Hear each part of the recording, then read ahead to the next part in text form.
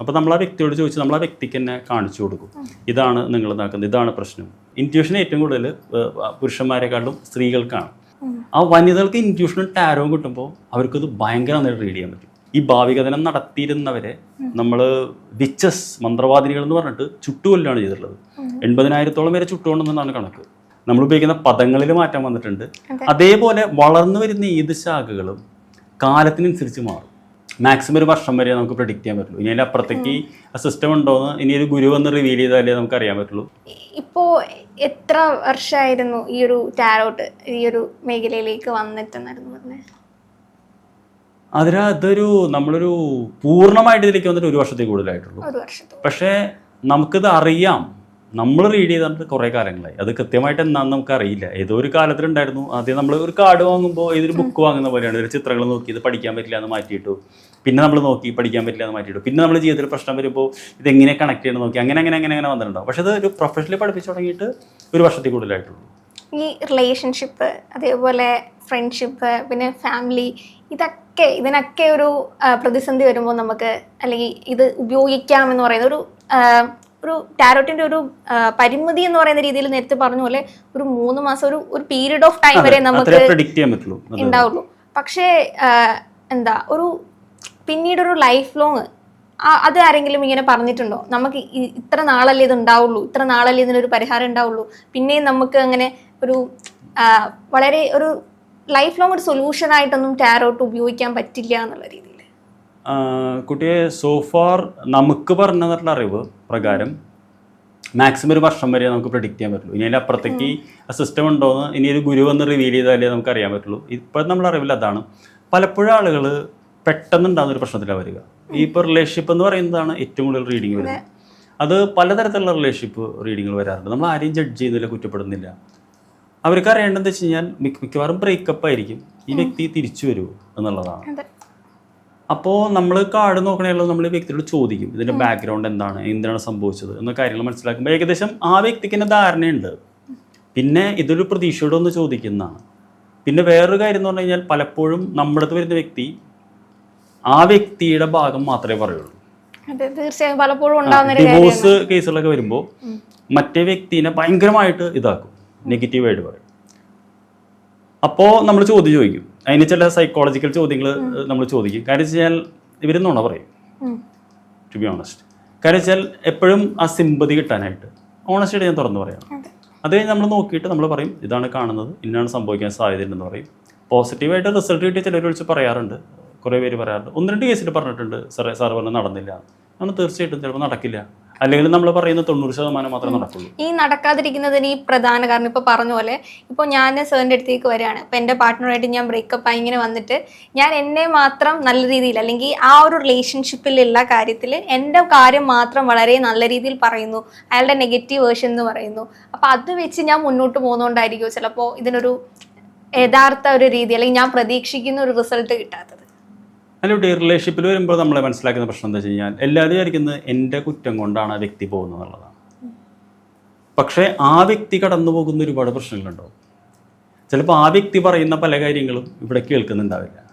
കുറ്റത്തിന്റെ അപ്പുറത്തേക്കും പലരും പറയുന്നൊരു കാര്യം അല്ലെങ്കിൽ നമ്മളെ മനസ്സിലാക്കുന്നില്ല, അല്ലെങ്കിൽ നമുക്ക് റിലേഷൻഷിപ്പ് ആകുമ്പോൾ പ്രധാനമായി വേണ്ടത് പ്രയോറിറ്റി അല്ലെങ്കിൽ അപ്പുറത്ത് നിൽക്കുന്ന ആൾക്കൊരു കെയർ അല്ലെങ്കിൽ നമ്മളെ ഭയങ്കരമായിട്ട് മനസ്സിലാക്കണം. അതിൻ്റെ അപ്പുറത്തേക്ക് ആ ഒരു ഇൻഡിവിജ്വലിനെ പലപ്പോഴും നമ്മൾ ശ്രദ്ധിക്കാറില്ല. അവർക്ക് എന്താണ് അല്ലെങ്കിൽ അവരുടെ ഉള്ളിൽ ഇത്തരം ഇമോഷൻസ് ഉണ്ട് എന്നുള്ള രീതിയിൽ അത് നമ്മൾ മനസ്സിലാക്കാതെ നമ്മുടേതായിട്ടുള്ളൊരു കാര്യം. ഇപ്പം എനിക്ക് എൻ്റെ ബെനിഫിറ്റ്സിന് വേണ്ടിയിട്ടായിരിക്കും ഞാൻ സാറിനോട് വന്ന് ഈ ഒരു ടാരോട്ട് ഇത് നോക്കുന്നത്. അപ്പോൾ അങ്ങനെ ഒരു മിസ്ലീഡ് ചെയ്യപ്പെടുന്നത് കൊണ്ട് തന്നെ എനിക്ക് റിസൾട്ട് കിട്ടുന്നത് ഒരു 50% ആയിരിക്കില്ലേ? അങ്ങനല്ല, നമ്മൾ നോക്കുമ്പോഴേ ആദ്യം ആ വരുന്ന വ്യക്തിനെ എംപവർ ചെയ്യാന്നുള്ളതാണ് നമ്മുടെ കർത്തവ്യം. അപ്പോൾ നമ്മൾ ആ വ്യക്തിയോട് ചോദിച്ച് നമ്മൾ ആ വ്യക്തിക്ക് തന്നെ കാണിച്ചു കൊടുക്കും ഇതാണ് നിങ്ങൾ ഇതാക്കുന്നത്, ഇതാണ് പ്രശ്നം, ഇതാണ്. ഇപ്പോൾ ഞാൻ തന്നെ ഓർക്കുന്നു, ഒരു റിലേഷൻഷിപ്പ് റീഡിങ്ങിൽ വന്നപ്പോൾ ഒരു അമ്മ വന്നിട്ട് ഇങ്ങനെ പറഞ്ഞു, അമ്മയാണ് വന്നത്, മോൾക്ക് വേണ്ടിയിട്ടാണ് വന്നത്.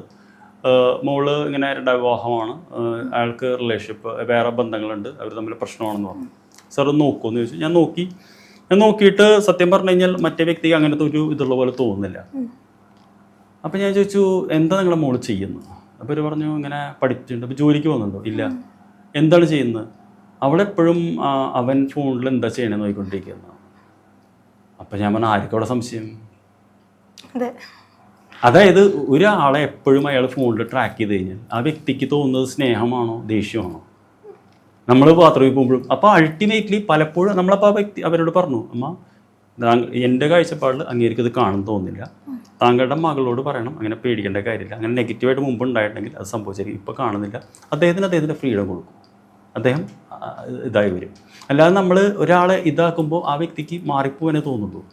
അപ്പോൾ ആ കാഴ്ചപ്പാട് കിട്ടുമ്പോൾ അവർക്കൊരു ഇത് കിട്ടി. അപ്പോൾ നമ്മൾ സാറേ ഇടയ്ക്ക് വിളിക്കട്ടെ, ഞങ്ങളില്ല, നമ്മൾ എന്താ പറയുക എന്തൊരു 6 മാസം കഴിഞ്ഞിട്ട് നമുക്ക് നോക്കാം, ആ ഒരു സമയം കൊടുക്കും. അങ്ങനെ നമ്മളവർക്ക് ക്ലാരിറ്റിയും കൊടുക്കാറുണ്ട് പലപ്പോഴും. അപ്പോൾ അതാണ് ടാരോ റീഡിംഗ് എന്നാണ് ഞാൻ മനസ്സിലാക്കുന്നത്.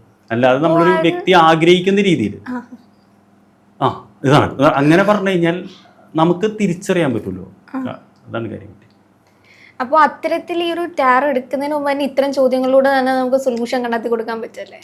എപ്പോഴും ചോദ്യങ്ങൾ ചോദിക്കും. നമ്മൾ ചോദ്യങ്ങൾ ചോദിക്കുന്നത് എന്തുകൊണ്ട് വെച്ചാൽ നമുക്ക് ആ വ്യക്തിനെ കുറിച്ച് അറിയാനും ക്ലാരിറ്റി ഇട്ടാനും വേണ്ടിയിട്ടാണ്. ബ്ലൈൻഡ് റീഡിങ് നമ്മൾ ചെയ്യാറുണ്ട്, പക്ഷേ റിലേഷൻഷിപ്പിൽ നമ്മൾ എപ്പോഴും ചോദ്യങ്ങൾ ചോദിക്കും. ഏത് സ്റ്റേജിലാണ് നിൽക്കുന്നത്, എന്താണ് കാര്യം, എന്തുകൊണ്ടാണ് സംഭവിക്കുന്നത്. വിവാഹേതര ബന്ധങ്ങളൊക്കെ ആണെങ്കിൽ നമുക്ക് കൃത്യമായിട്ട് അറിയാം, അവർക്ക് തന്നെ അറിയാം അത് നിൽക്കില്ല എന്നുള്ളത്, എന്നാലും അവരൊന്ന് ചോദിക്കും. അപ്പം നമ്മൾ അതിൻ്റെ കാര്യങ്ങൾ പറഞ്ഞു കൊടുക്കും, ഇങ്ങനെയാണ് കാര്യങ്ങൾ, ഇന്നതാണ് അവസ്ഥ നടക്കുന്നത്. ഞാൻ മനസ്സിലാക്കുന്ന കുട്ടി എന്ത് ഇതാണെങ്കിലും at the end of the day ഒരാളുമായിട്ട് വിവാഹം കഴിച്ചിട്ടുണ്ടെങ്കിൽ അയാളോട് ഒരു സ്നേഹം ഉണ്ടാവും. അത് എപ്പോഴും എന്താ പറയുക, അതൊരു സമൂഹത്തിൻ്റെ ഇതിൽ നിന്ന് വരുന്നതാണ്. നമ്മൾ ചന്ദ്രേട്ടൻ എവിടെയാന്ന് പറയുന്ന ഒരു സിനിമയുണ്ട് ദിലീപിൻ്റെ, അതിൻ്റെ ഒരു ക്ലൈമാക്സ് സീനുണ്ട്. ആ ക്ലൈമാക്സ് സീനിൽ അറിയാലോ, ദിലീപ് പെട്ടെന്ന് ആ കുട്ടി ഇങ്ങനെ ഒരു ചെറിയ കുട്ടിയുടെ കരച്ചിലാണ് ഇപ്പോൾ സ്വന്തം ഭാര്യേനെ ഓർത്തിട്ട് ഇറങ്ങി വരികയാണ് ചെയ്യുന്നത്. അതേപോലെ എപ്പോഴും എന്താ പറയുക ആ ഒരു ഇമോഷൻസ് ഉണ്ടാവും. അപ്പോൾ ഞാൻ ഇവരോട് പറയും, നിങ്ങൾ ഇങ്ങനത്തെ ഇതിൽ പോകുമ്പോൾ at the end of the day ഒരു ഇമോഷൻ ഉണ്ടാവും. ഗിൽട്ട് തോന്നാതെ നമ്മൾ പോയിട്ടുണ്ടെങ്കിൽ പ്രശ്നം ഉണ്ടാവില്ല, അങ്ങനെയാണോ? ഗിൽട്ട് അങ്ങനെയല്ലോ ഇത് ആ ഒരു മൂവിയെ സംബന്ധിച്ച് തന്നെ പുള്ളിക്കാരന് ഒരു സ്വയം ഒരു ഗിൽട്ട് ഫീൽ ഉണ്ട്, ഞാൻ ഈ ചെയ്യുന്നത് ഒരു തെറ്റാണോ, ആ ഒരു അങ്ങനെ ഒരു തോട്ട് തോന്നിയിട്ടുണ്ടെങ്കിൽ തന്നെ അത് കുഴപ്പമാണെന്നുള്ളതല്ലേ? തീർച്ചയായിട്ടും. അത് പലപ്പോഴും നമ്മൾ വരുന്ന വ്യക്തിനെ മനസ്സിലാക്കി കൊടുക്കുകയാണ് ചെയ്തത്. ഇന്നവർ എനിക്ക് അങ്ങനെ നെഗറ്റീവായിട്ടുള്ള അനുഭവം ഒന്നും ഉണ്ടായിട്ടില്ല. അതായത് അവർ പറയുമ്പോൾ ശരി സർ എന്ന് പറഞ്ഞ് ഇതാക്കാറുണ്ട്. അങ്ങനെയുള്ള ആളുകളാണ് ദൈവം സഹായിച്ച് ഇതുവരെ വന്നിട്ടുള്ളത്. ഇപ്പം ഞാൻ അങ്ങനെ റീഡ് ചെയ്യുന്നില്ല, ഞാൻ പഠിപ്പിക്കൽ മാത്രമേ ഉള്ളൂ, ടീച്ചിങ് മാത്രമേ. ടീച്ചിങ് മാത്രമേ. അപ്പോൾ ഈ ടീച്ചിങ് സർ ചെയ്യുന്നതിനകത്ത് തന്നെ ഇത് തന്നെ പ്രൊഫഷനായിട്ട് എടുക്കുന്ന ആൾക്കാരില്ലേ? തീർച്ചയായിട്ടും, അതാണ് നമ്മുടെ ആഗ്രഹം. ഫുൾ ടൈം കോൺസെൻട്രേറ്റ് ചെയ്ത് ഇപ്പോൾ സാറിന് എന്ന് പറയുന്നത് പാഷനൂടെ ഫോളോ ചെയ്യണമെന്നൊരു ആഗ്രഹമുള്ള ആളാണ്. തീർച്ചയായിട്ടും. അപ്പോൾ അതല്ലാണ്ട് ഈ ഒരു നേരത്തെ ഏതെങ്കിലും കരിയർ ഫോക്കസ് ചെയ്തിട്ട് ഈ ഒരു ടാരോട്ടിലേക്ക് വന്നിട്ട് പിന്നീട് ഇത് ടാരോട്ട് ഒരു പ്രൊഫഷൻ ആക്കി മാറ്റിയിട്ടുള്ള ആൾക്കാർ. എൻ്റെ ഒരു സ്റ്റുഡൻ്റ് ഉണ്ട്, അവർ അഡ്വക്കേറ്റ് ആയിരുന്നു. അവർ നന്നായിട്ട് പ്രാക്ടീസ് ചെയ്യുന്ന അഡ്വക്കേറ്റ് ആയിരുന്നു. ഞാനൊരു പേര് പറയുന്നില്ല. അവർക്ക് നല്ല യൂട്യൂബ് ചാനൽ ഭയങ്കര ഫുൾ ടൈം ടാരോ റീഡിങ്, ഒരു പ്രാക്ടീസിന് പോകുന്നില്ല. അവർ പറഞ്ഞതെന്ന് വെച്ച് കഴിഞ്ഞാൽ അവിടെ പോകുന്നതിനേക്കാളും മനസമാധാനവും സന്തോഷവും കിട്ടുന്നതാണ് പറയുന്നത്. മറ്റേത് ഈ പ്രതികളും ഇതും എന്ന് പറയുന്നതിനെക്കാട്ടിലും ഇത് ഒരുപാട് പേര്, കാരണം അവരെ കണക്ട് ചെയ്യുന്ന വനിതകളാണ്, ഒരു വനിതയാണ്.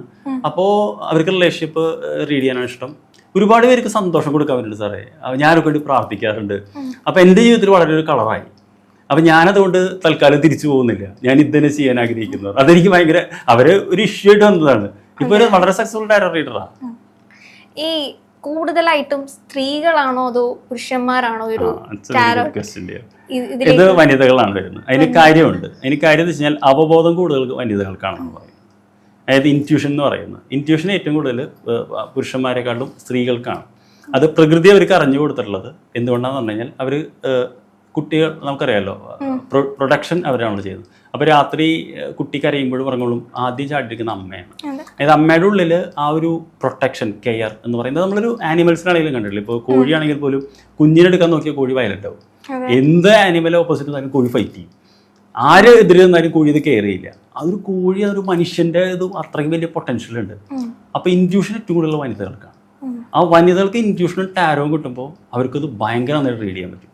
ഇപ്പോഴും ഞാൻ വിശ്വസിക്കുന്നത് എൻ്റെ സ്റ്റുഡൻസ് എന്നെക്കാളും നല്ല റീഡേഴ്സാണ്, പ്രത്യേകിച്ച് വനിതകൾ.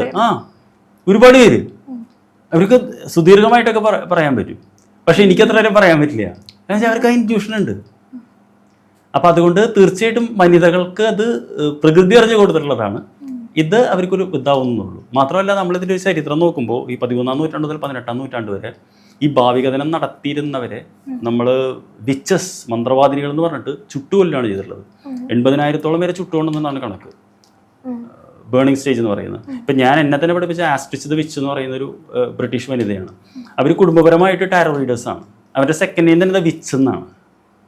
കുടുംബപരമായിട്ട് ഈ ഒരു ജ്യോതിഷം അല്ലെങ്കിൽ അങ്ങനെ astrology കൈമാറി ഒക്കെ വന്നിട്ടുള്ളവരാണ്. അമേസിംഗ് ആണ് അവര്. അപ്പൊ ഞാൻ പറയുന്നത് എന്താ വെച്ച് കഴിഞ്ഞാൽ വനിതകൾക്കാണ് ഇതിൽ കൂടുതൽ വരുന്നത്. പുരുഷന്മാരും വരാറുണ്ട്, പക്ഷെ 80% വനിതകൾക്കാണ്. വരുന്നത്. നേരത്തെ ഒരു കാർഡിന്റെ കാര്യം പറഞ്ഞപ്പോൾ സാർ പറഞ്ഞിട്ടുണ്ടായിരുന്നു, ഈ ഫീമെയിൽ മെയിൽ അല്ലാണ്ട് ഈ ട്രാൻസിൻ്റെതായിട്ടുള്ള മാറ്റങ്ങള് കാർഡുകളിൽ വന്നിട്ടുണ്ട്. ട്രാൻസ്ജെൻഡേഴ്സിന്റെ കാർഡുകൾ വരുന്നത്. അതെങ്ങനെയാ ഒരു ചേഞ്ചസ് ഉണ്ടാവുക? അതെന്താ പറയുക കുട്ടി, ഏത് ഭാഷയും കാലത്തിനനുസരിച്ച് മാറുന്നുണ്ട്. ഇപ്പോൾ മലയാളമാവട്ടെ തമിഴാവട്ടെ, ഒരു 20 വർഷം 30 വർഷം മലയാളം അല്ല ഇപ്പോഴത്തേതെന്ന് പറയുന്നത്. അതായത് ലിപിയിൽ തന്നെ മാറ്റം വന്നിട്ടുണ്ട്, നമ്മൾ ഉപയോഗിക്കുന്ന പദങ്ങളിൽ മാറ്റം വന്നിട്ടുണ്ട്. അതേപോലെ വളർന്നു വരുന്ന ഏത് ശാഖകളും കാലത്തിനനുസരിച്ച് മാറും. അതേപോലെ ടാരോയും കാലത്തിനനുസരിച്ച് മാറിയിട്ടുണ്ട്. അപ്പോൾ അതുകൊണ്ട് ട്രാൻസ്ജെൻഡേഴ്സ് അവരെ ഉൾപ്പെടുത്തിക്കൊണ്ടുള്ള കാർഡുകളുണ്ട്, അവരുടെ പ്രശ്നങ്ങൾ മനസ്സിലായിക്കൊണ്ട്. കാരണം നമ്മൾ പുറത്തപ്പോൾ വിദേശത്തൊക്കെ ഒരുപാട് ട്രാൻസ്ജെൻഡേഴ്സ് ഉണ്ട്, ട്രാൻസ്ജെൻഡർ ടാരോ റീഡേഴ്സ് ഉണ്ട്. അപ്പോൾ അവരെ കൂടി ഇൻക്ലൂസീവ് ആയിട്ടുകൊണ്ട് കാർഡുകൾ ഇറങ്ങിയിട്ടുണ്ട് തീർച്ചയായിട്ടും. അപ്പോൾ അതിൽ വ്യത്യാസം എന്താ ഉള്ളത്? ഇപ്പോൾ സ്ത്രീകളുടെയും പുരുഷൻ്റെയും ഈ ഒരു ട്രാൻസിൻ്റെയും, അപ്പോൾ അതിലെന്താണ് ഒരു വ്യത്യാസം ഉള്ളത്? ആ റീഡിങ്ങുകൾ എടുക്കാൻ പറ്റും.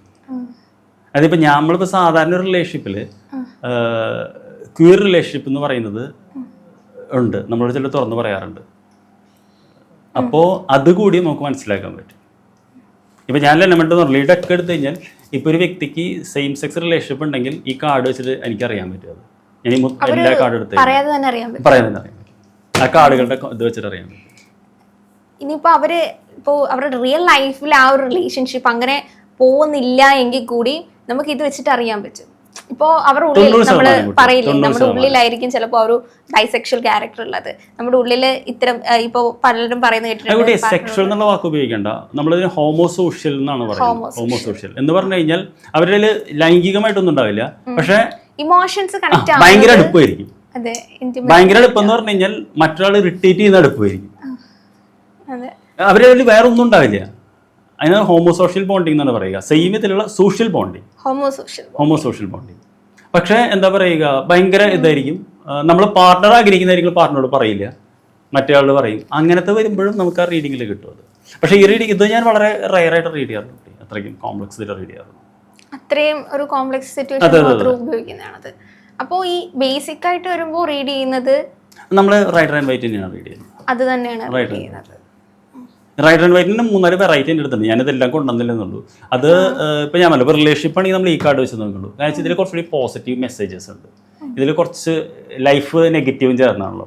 അപ്പോൾ റിലേഷൻഷിപ്പിൽ നമ്മൾ അങ്ങനെ ഒരു കട്ട് ആൻഡ് ത്രോട്ടായിട്ടൊരു നെഗറ്റീവ് പറയുമ്പോൾ നമുക്കാണെങ്കിലും ആക്സെപ്റ്റ് ചെയ്യാൻ പറ്റില്ലല്ലോ. ഞാനും ബ്രേക്കപ്പ് ഇരുന്നുള്ള ആളാണ്, നമുക്കറിയാലോ. അപ്പോൾ എല്ലാവരും ആ ഒരു സ്റ്റേജിലൂടെ കടന്നു പോകുന്നു. അതനുസരിച്ച് നമ്മൾ ഒരു കുറച്ചുകൂടി പോസിറ്റീവായിട്ടുള്ള ഇത് ഉള്ള റീഡിങ്.